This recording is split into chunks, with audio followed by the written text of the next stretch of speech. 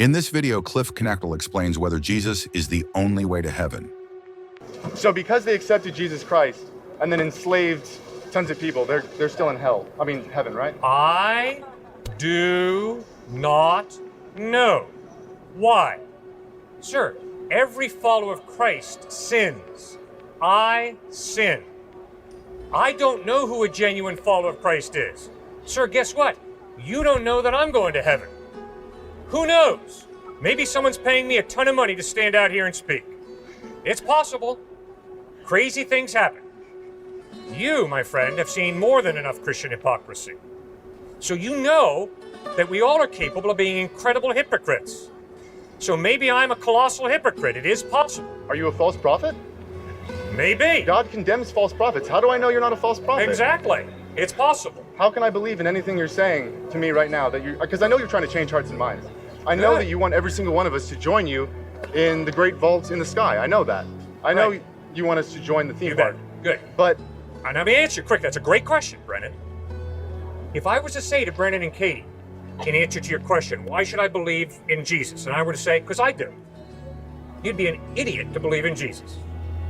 Instead, what I'm saying is, go back and get the Gospels of Matthew, Mark, Luke, and John. Read them for yourself, separate from me.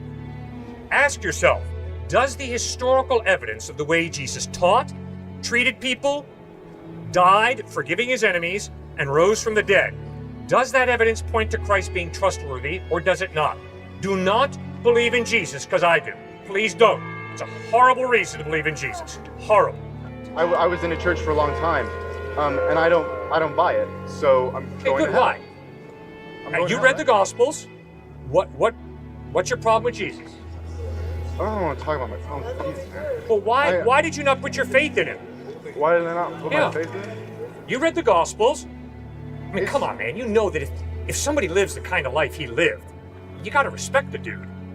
If someone teaches the type of ethical teachings that he taught, I mean, Robert Coles, psychology professor at Harvard, says all the writings on ethics over the past 2,000 years are simply footnotes to the Sermon on the Mount. I mean, a guy was an ethical genius. Thirdly, if you watch him die, nailed to a crossbeam, and instead of cursing his enemies the way I would have, he prays, Father, forgive them, for they know not what they do. And then if you see that 3 days after he dies, he rises from the dead. Guys, it's a no-brainer. The guy's trustworthy. You can believe in him. So why couldn't you believe in Jesus? Well, actually, one of my favorite personal Christian philosophers, C.S. Lewis, disagrees with you entirely. Okay. He said that if Jesus, a lot of people, like for example, Thomas Jefferson, said, I don't believe Jesus was God, but I think he's a great moral teacher. Yeah. He's ethically genius. Right. What C.S. Lewis said is no, that's not true. Because if he was not the true Son of God, then he was a liar and a charlatan, and he led people astray. Exactly. I don't believe that he's God, so while I agree with a lot of the stuff he said, I can't buy into him as a perfect manifestation of God's existence on earth. And C.S. Lewis disputes the point you made that Jesus was an amazing moral teacher, because unlike, for example, Socrates, we can't prove Socrates existed either. There's no real evidence for his existence, but we can still take a lot of what he said to heart, right?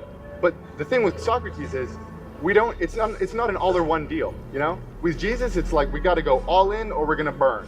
With Socrates, it's like, well, I don't believe that he was greater, that he was superhuman, so I can take the little bits that I want, that I think are great. But with Jesus, you can't pick and choose. It's You're 100%. Exactly right. And so when I find little bits and pieces like you're going to hell if you don't believe in me, it's difficult to, you know. All right, Brennan, as I listen to you, I hear hell come up time and time again. What problem do you have with hell? Give it to me. Why are you so offended by the idea of hell?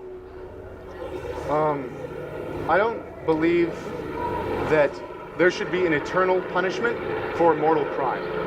I don't believe that the 80 years I'm going to spend on life gaining not a fraction of the knowledge that anyone can never achieve on life is worth any literal, never-ending eternity burning in hell. I don't believe there should be an infinite punishment for a finite crime. Okay. I do not buy that. Sir, go back to the text. Read the text. Find out, where does the Bible give us a photograph of hell? Now, does Jesus and the Bible describe hell in horrible terms? Obviously, yes. No question about it. But now, look, come on now. Why is there a hell? I wanted to something. She has a question. I just wanted to get really out really quick. It's even less, honestly, and this may reflect poorly on myself. It's even less hell that I'm interested in. I don't want to go to heaven. I don't want the idea of living forever. Yeah. That really disturbs me. The idea of existing for eternity and never stopping, especially living in a place where the only descriptions thereof, or that we're supposed to be praising God on high for eternity. It's not the only description, Brennan. I'm going to be It honest. talks about serving God, working.